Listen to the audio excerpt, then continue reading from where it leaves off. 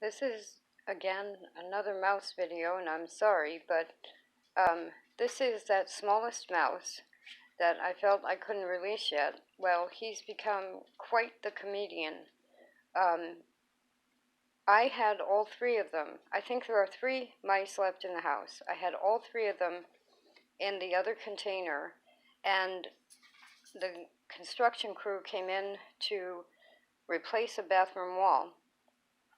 They had their sheetrock saws going, which I think scared the mice, and what they did was they chewed out of the top of that container with the blue lid, and they escaped. So after the construction crew left, I went to go get the mice to take them and release them, and they were gone. So this one, showed up this morning. I had repaired the top of the container, the blue container, and this one showed up this morning in one of the traps, and it turns out they actually were taking the soap. They were trying to come out of the oven, the back of the oven, and go to the kitchen sink faucet, but not for water. They were trying to drag the soap.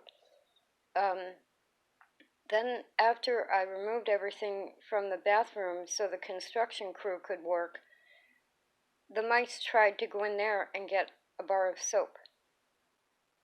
I have a picture of little mice teeth marks in soap.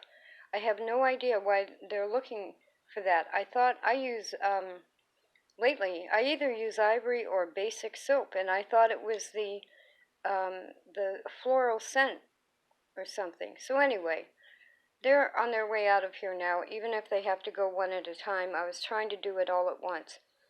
So this is using a peanut butter jar with holes stuck in it to get them out of a container of some kind. And now I've got to take the dog out anyway, so the dog and I are going to go for a longer walk than usual, and we're going to let this guy go. Now, I was trying to keep the family together, but I think that's part of the problem. They think my house is their house, and I have to get them out of here. So there is a peanut butter jar and a way that you can transport a mouse.